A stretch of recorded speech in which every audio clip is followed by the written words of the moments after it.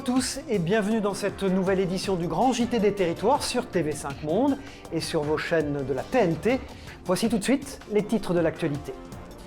La semaine dernière était une semaine d'hommage national à Samuel Paty, ce professeur d'histoire-géographie décapité le 16 octobre 2020, près du collège où il exerçait à Conflans-Sainte-Honorine dans les Yvelines.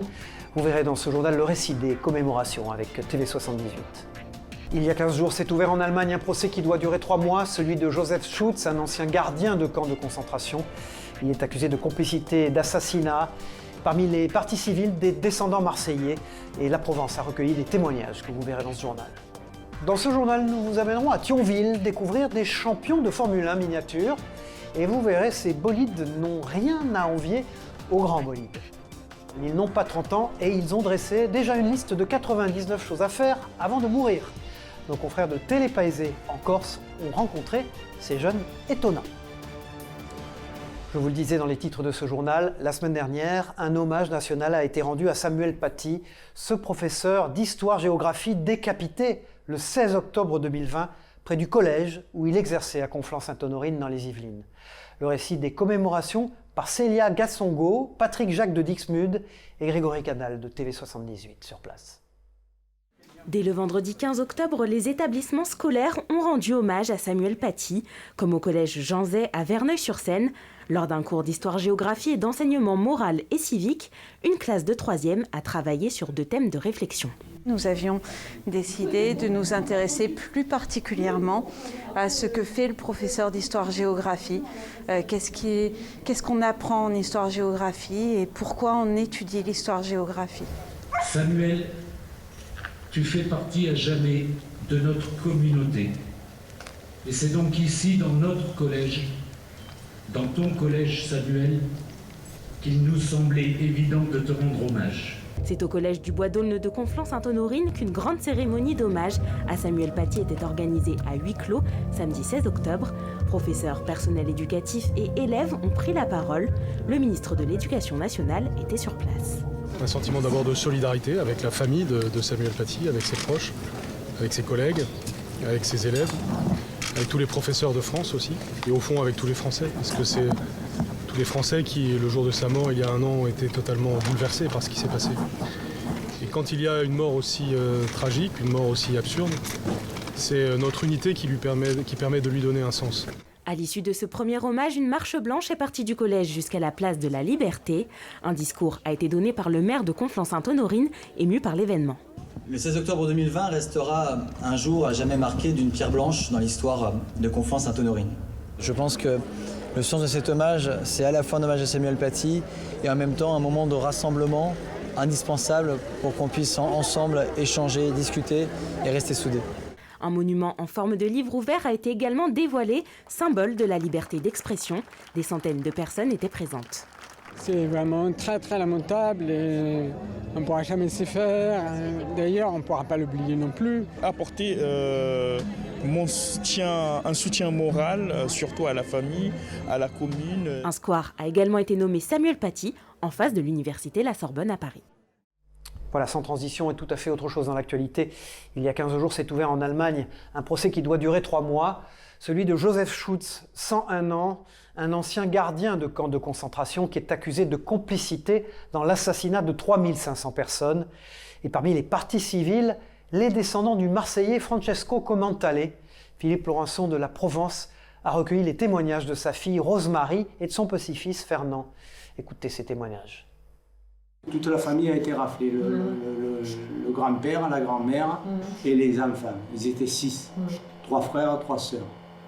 Ces enfants sont partis et ma grand-mère, elle est revenue avec tous ces 6 enfants et plus son mari qui avait disparu. Elle ne savait pas à l'époque ce qu'il était advenu. On a longtemps cru qu'il allait revenir. Ils l'ont attendu pendant des mois, des années. On nous sépare. Moi, je suis avec ma mère, disons. Et mon père était de l'autre côté, mais je ne sais pas où. Parce que je n'ai jamais été voir où il était. Mais lui, il savait. Alors, d'après lui, il était placé sous des pins, des arbres de pins. Et dans les pins, il y avait des cacahuètes qu'on appelle. Des pignes. Des pignes. Et bon, mon père se mettait là, comme il n'avait rien à faire, parce qu'il les faisait griller.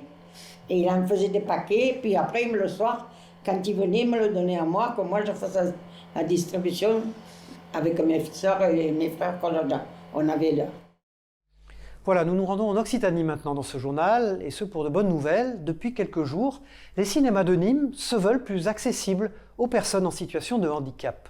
Regardez comment ils s'y sont pris. Explication de Laurie Chamerla de Via Occitanie sur place.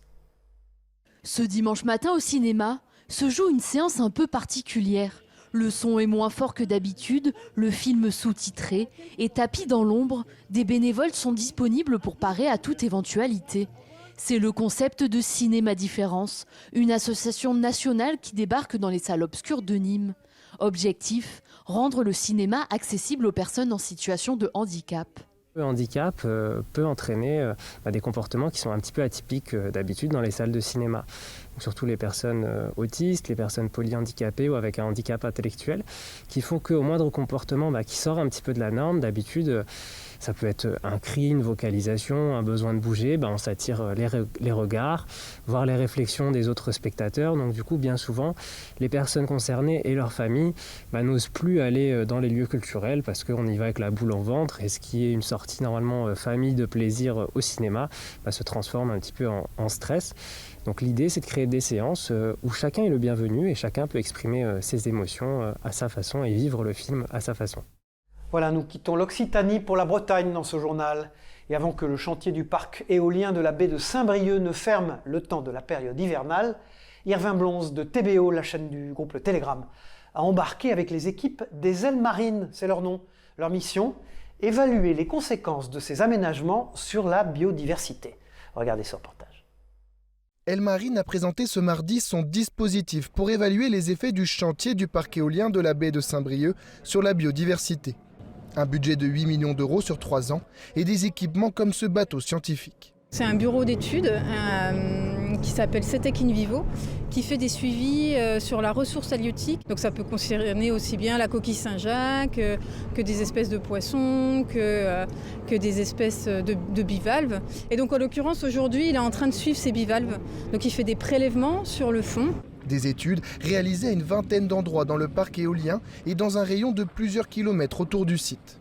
Des bouées mesurent aussi le bruit et la turbidité du chantier et les premiers résultats sont rassurants. À cette distance-là, on a déjà perdu 50 décibels. On n'est pas sur des niveaux sonores en fait, qui sont inquiétants en fait, comparés à ce qui est fait dans les travaux portuaires ou les travaux en mer, et même comparé en fait, à des bruits de bateaux auxquels sont soumis les animaux marins. Une incidence faible sur l'environnement, de quoi rassurer pêcheurs et opposants à ce projet éolien. Mais du côté d'Ailes Marines, l'enjeu est ailleurs. Les boues et bruits, ce n'est pas quelque chose qui était prescrit initialement dans nos autorisations. C'est quelque chose qui a été discuté. Il y avait un manque de connaissances sur ce sujet-là. Et donc l'objectif est vraiment d'améliorer la connaissance et d'apporter des résultats concrets. Ailes Marines poursuivra ses études tout au long de la construction puis de l'exploitation du site.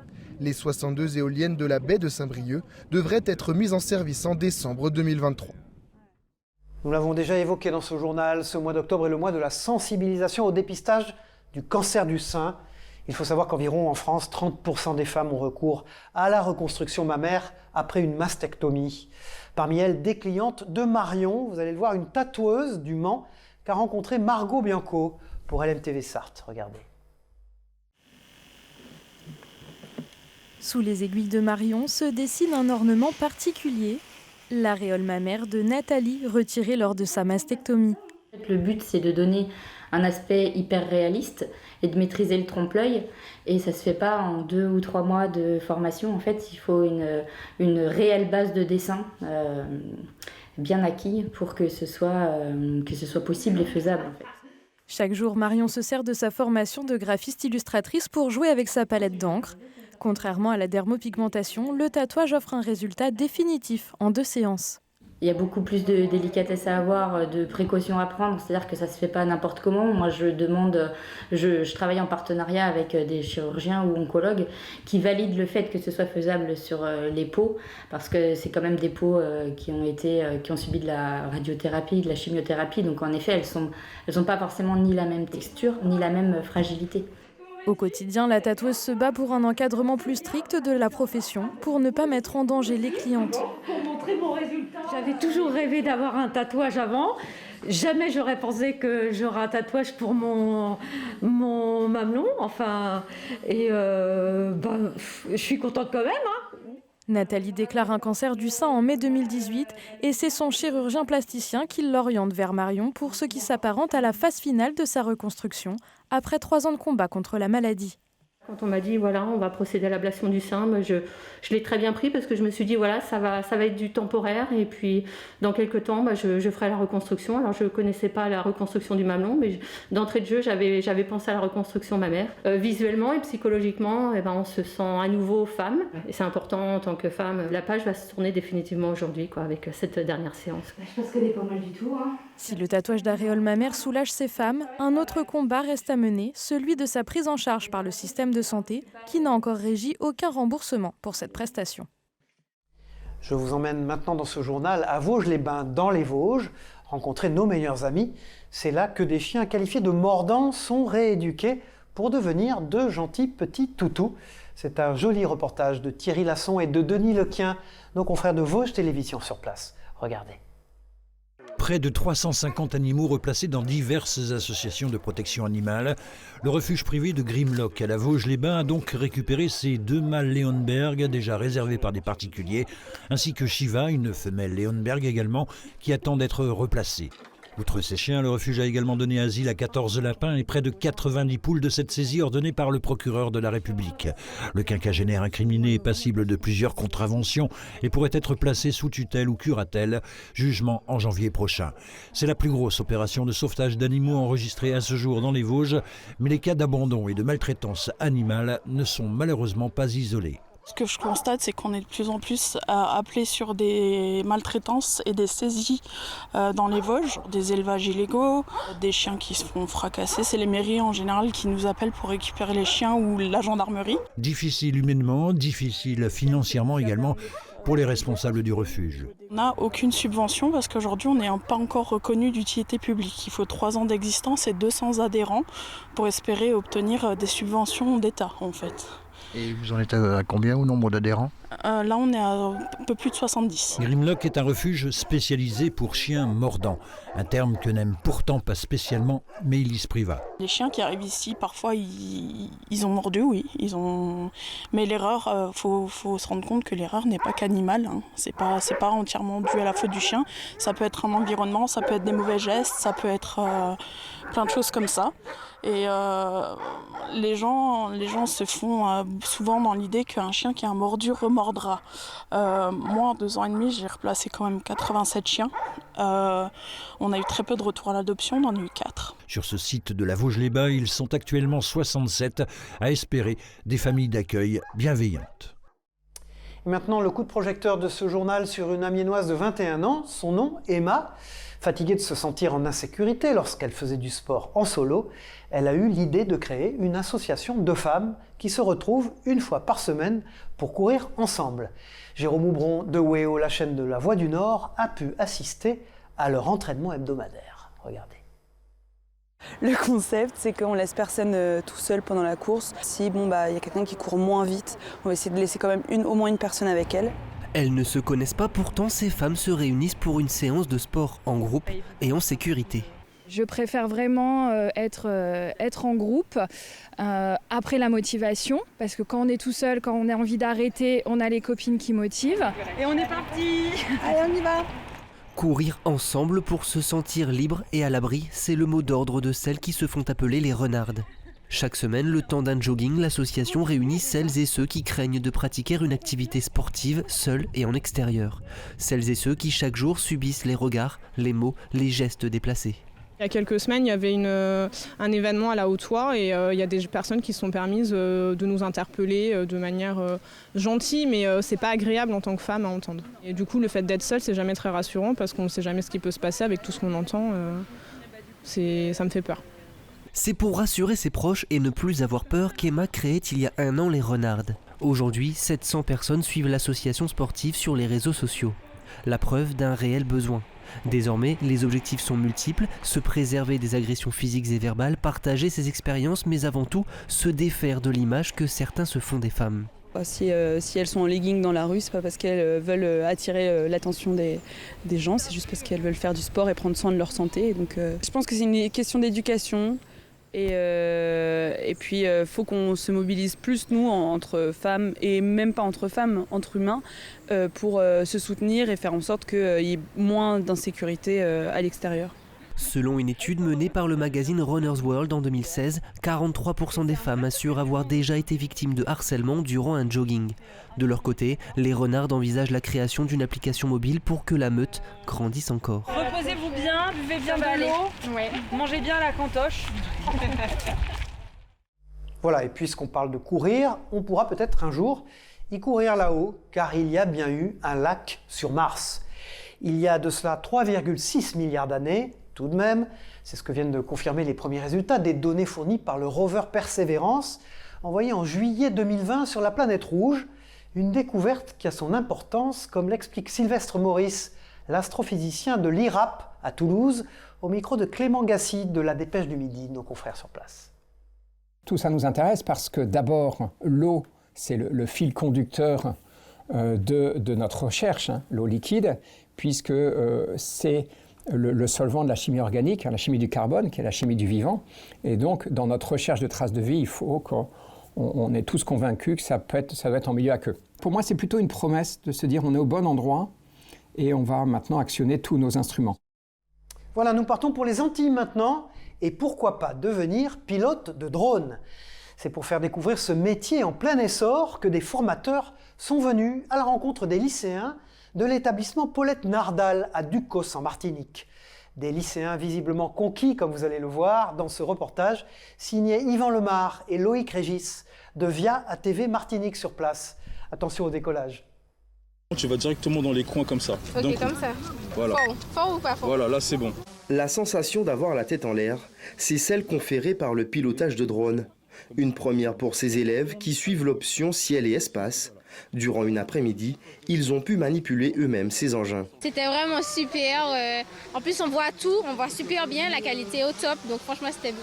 Connaissance de base sur les règles et la législation qui encadre ces appareils. Conseils pratiques, les lycéens sont encadrés par des professionnels. Le cours de la journée donne des idées. En suivant les indications de l'instructeur, c'était plutôt plaisant. Si je pouvais, j'achèterais un drone et je passerais la formation. Je trouvais que c'était super. Je me suis retenu que pour piloter un drone, il y avait plusieurs législations. On ne pouvait pas faire ce qu'on voulait. Et que pour avoir sa licence, il fallait passer une petite formation qui était gratuite. L'instructeur s'est retrouvé face à des élèves motivés et intéressés.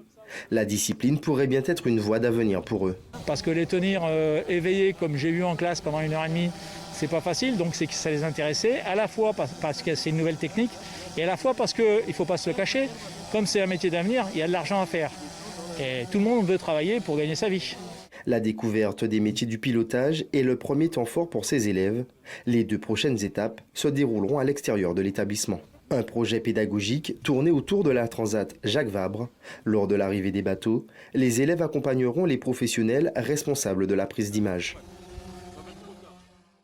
Voilà, maintenant il s'agit toujours de pilotes, mais cette fois-ci il s'agit de pilotes de course. Je vous le disais dans les titres, ils étaient près de 40 sur la ligne de départ de la Coupe de France de voitures radiocommandées. Et cela s'est passé à Thionville, au nord de Metz. Ghislain Schumacher de Moselle TV y était pour nous. Regardez cette course, pas comme les autres. Les voitures s'apprêtent à sortir des stands. Attachez vos ceintures et rendez-vous au premier virage.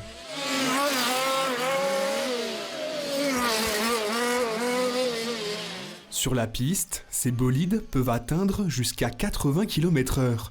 Cette voiture est celle de Cédric Prévost, double champion de France. Une réplique qui n'a rien à envier aux voitures grandeur nature. Il y a tout qui est réduit de l'échelle 1 à l'échelle 1/5. Voilà, au niveau géométrie de voiture, c'est identique. On ressent tout. Moi, quand je suis en haut, je suis capable de dire à chaque mètre comment est la voiture, comment elle réagit, ainsi de suite. La compétition est divisée en 4 catégories selon le type de véhicule. Cet après-midi-là, les pilotes s'affrontent lors des qualifications. Les manches de qualification, elles sont sur un nombre de tours dans un temps donné.